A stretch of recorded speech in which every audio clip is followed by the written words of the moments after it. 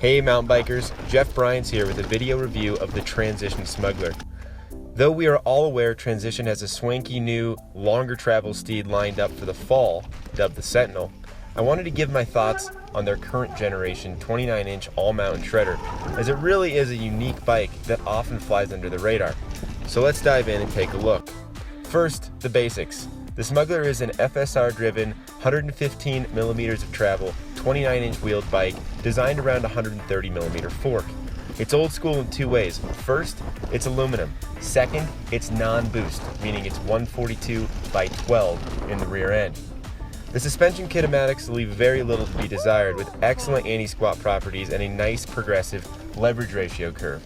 Two things any aggressive all-mountain rider should look for in a bike.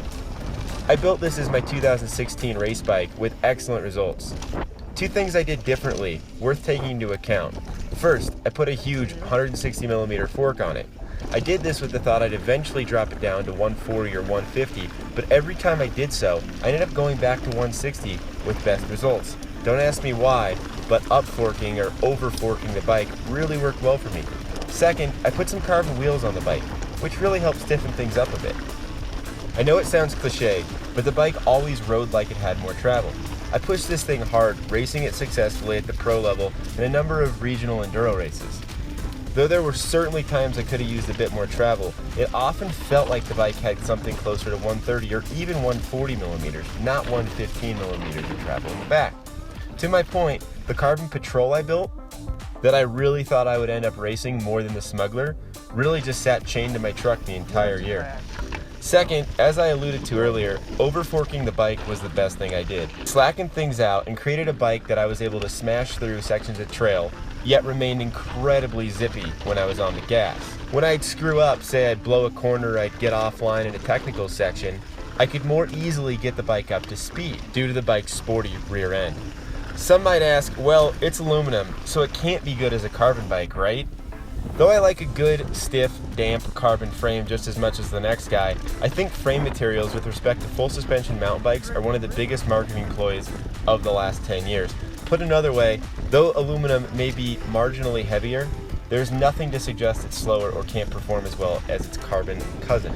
Not as swanky, maybe, but again, I had a lighter, longer travel 27.5 inch bike with similar geometry and suspension, and it stayed parked. So it's all gravy, right? The perfect bike.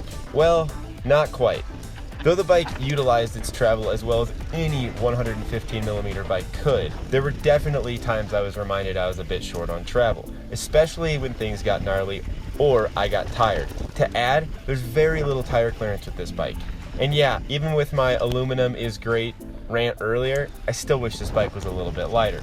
Overall, dollar for dollar, I'm not sure you can find more bike for your money, especially if you're looking for an efficient, fun, do-anything 29er.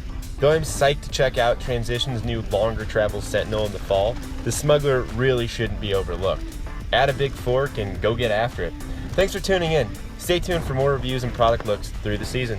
Cheers!